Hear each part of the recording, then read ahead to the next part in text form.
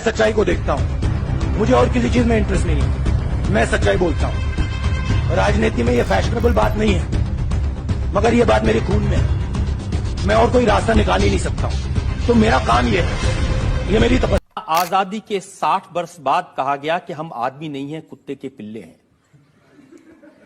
जिसने कहा हो उसने गलत किया हो। कौन है वो ऐसा कहने वाला? ये आपने कहा था। भारतीय जनता पार्टी के 7 मुख्यमंत्री आए हुए हैं।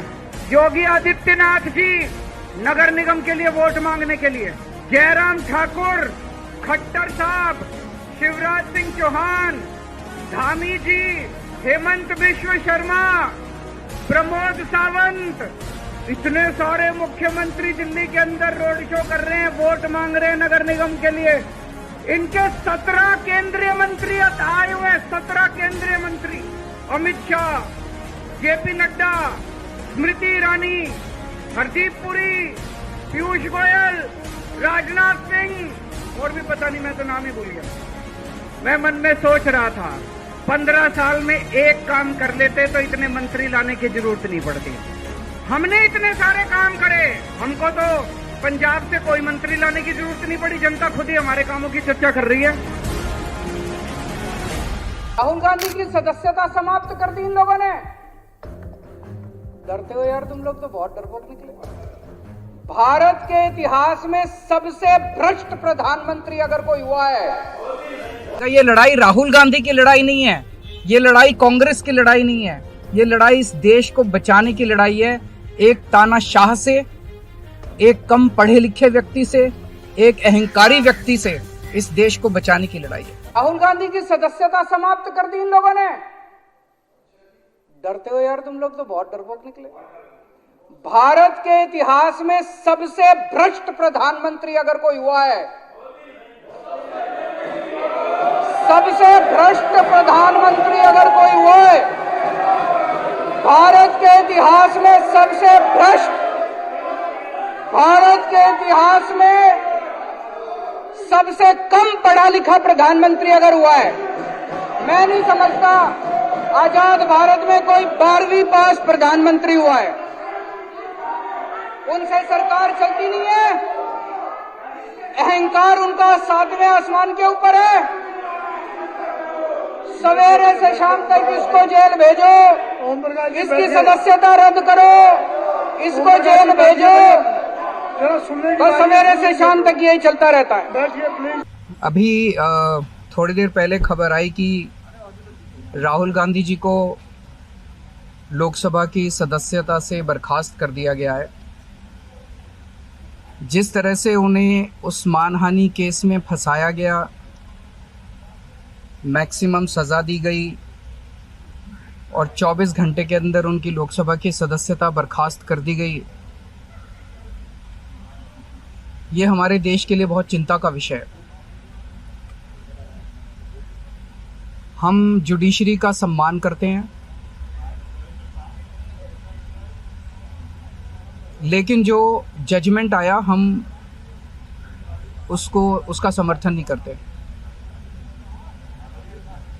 जिस तरह से उनकी सदस्यता बर्खास्त की गई है, वो एक कायराना हरकत है, वो एक डरी हुई सरकार की निशानी है। लेकिन देश के लिए पूरा आजकल देश के अंदर जो चल रहा है वो देश के लिए बहुत खतरनाक है। पूरे देश से ये एक ऐसा माहौल बनाना चाहते हैं कि देश में बस एक ही पार्टी बचे, वन नेशन वन पार्टी, और सारी पार्टियों को ख़त्म कर दिया जाए। ये एक ऐसा माहौल बनाना चाहते हैं कि एक ही नेता बचे, वन नेशन वन लीडर, बाकी सारे लीडर्स को ख़त्म कर दिया जाए। इसी को तो तानाशाही कहते हैं, इसी को तो डिक्टेटरशिप कहते हैं। पूरा देश ये देख रहा है। मैं देशवासियों से अपील करना चाहता हूँ कि ये भारत हम सबका है, ये भारत 130 करोड़ लोगों का है। हम सब ने मिलकर आज़ादी की लड़ाई लड़ी थी, हमारे पुरखों ने आज़ादी की लड़ाई लड़ी थी, आज़ाद भारत को आज़ाद कराने के लिए। लेकिन आज की जो सरकार है प्रधानमंत्री नरेंद्र मोदी जी के नेतृत्व में इस सरकार का स्वरूप अंग्रेजों की सरकार से भी बहुत ज्यादा खौफनाक और खतरनाक है।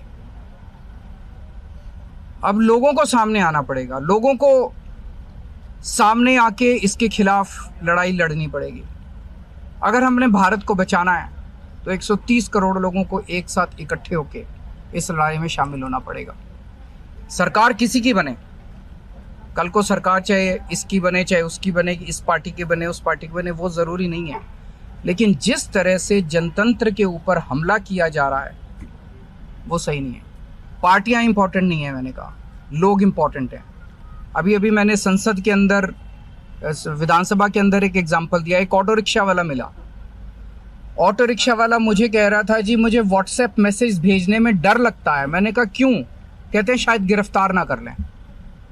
इस देश के अगर एक ऑटो रिक्शा वाले को व्हाट्सएप मैसेज भेजने में डर लगता है तो आपने 130 करोड़ लोगों को डरा के रखा हुआ है। ऐसे देश कैसे चलेगा?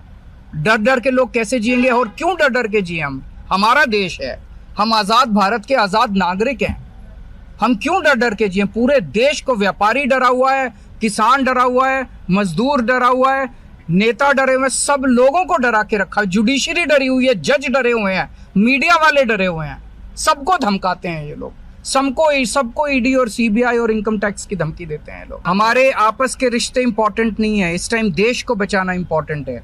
मीडिया के ऊपर प्रहार हो और मैं अगर कहूं कि मेरी इस चैनल से बनती नहीं है, वो इंपॉर्टेंट नहीं है। किसी से बनती है या किसी से नहीं बनती, इससे व्यक्तिगत अच्छे रिश्ते हैं कि व्यक्तिगत बुरे रिश्ते हैं, वो इंपॉर्टेंट नहीं है।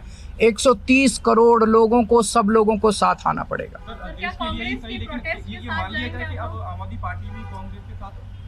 सारे लोगों को साथ आना पड़ेगा। ये लड़ाई राहुल गांधी की लड़ाई नहीं है, ये लड़ाई कांग्रेस की लड़ाई नहीं है, ये लड़ाई इस देश को बचाने की लड़ाई है। एक तानाशाह से, एक कम पढ़े लिखे व्यक्ति से, एक अहंकारी व्यक्ति से इस देश को बचाने की लड़ाई है। दोस्तों, हमारे स्वतंत्रता सेनानियों ने, भगत सिंह ने, सुखदेव ने, राजगुरु ने, सुभाष चंद्र बोस ने, चंद्रशेखर आजाद ने, इन सब लोगों ने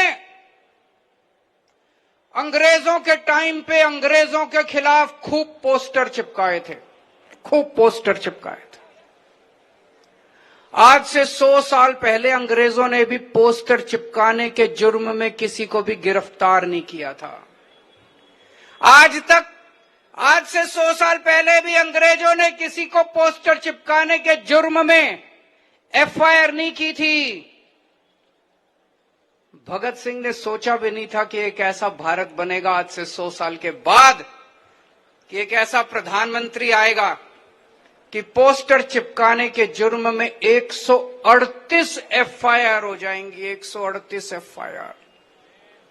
इस देश के अंदर किसी महिला के साथ कुछ गलत काम हो जाए तो एफआईआर दर्ज कराना नानी याद आ जाती है।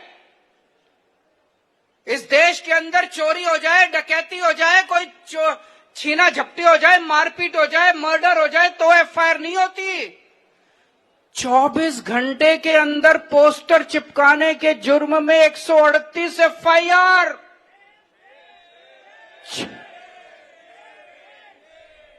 6 लोगों को गिरफ्तार कर लिया कहते हैं। एक कोई प्रिंटर है और 6 लोग हैं जो बेचारे गरीब आदमी दीवारों पे पोस्टर चिपका रहे थे उनको। यार ये चल क्या रहा है? प्रधानमंत्री जी की तबीयत ठीक है? मैं पूछना चाहता हूं, प्रधानमंत्री जी की तबीयत ठीक है? हमारे महान देश के इतने शक्तिशाली प्रधानमंत्री एक प्रिंटर और 6 गरीब आदमियों से भिड़े पड़े हैं परसों से। ये शोभा देता है उनको? इतने महान देश के शक्तिशाली प्रधानमंत्री एक प्रिंटर से भिड़े पड़े हैं परसों से। ये पोस्टर ही तो था, मोदी हटाओ देश बचाओ, लगा लिया, क्या फर्क पड़ गया? तबीयत ठीक है प्रधानमंत्री जी की?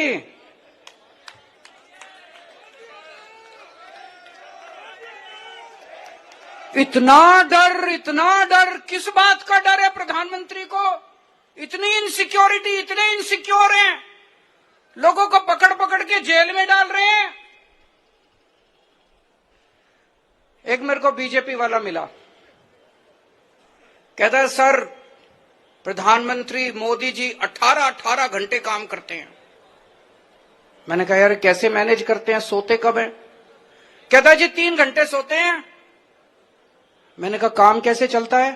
3 घंटे में तो किसी इंसान का काम नहीं चलता। 3 घंटे की नींद से तो 6 घंटे की नींद जो चाहिए होती है। मैंने कहा 3 घंटे की नींद से तो काम नहीं चलता। बोला जी उनको दैवी शक्ति मिली हुई है। मैंने कहा पगले ये दैवी शक्ति नहीं कहते, इसको नींद की बीमारी कहते हैं। प्रधानमंत्री जी को बोलो ठीक से सोया करें, नींद नहीं आती तो नींद की गोली ले लिया करें, किसी अच्छे डॉक्टर को दिखा लें। अगर प्रधानमंत्री जी ठीक से सोएंगे नहीं तो सारा दिन चिड़चिड़े रहते हैं। कभी उनको हंसते देखा है? सारा दिन चिड़चिड़े रहते हैं, गुस्सा आया रहता है, इसको जेल में डालो, इसको जेल में डालो, उसको जो सवेरे से शाम तक बस जेल में डालो, जेल में डालो, जेल में डालो। तो मैं भगवान से प्रार्थना करता हूं कि प्रधानमंत्री जी स्वस्थ रहें। हमारे देश के प्रधानमंत्री स्वस्थ होंगे तभी देश तरक्की करेगा।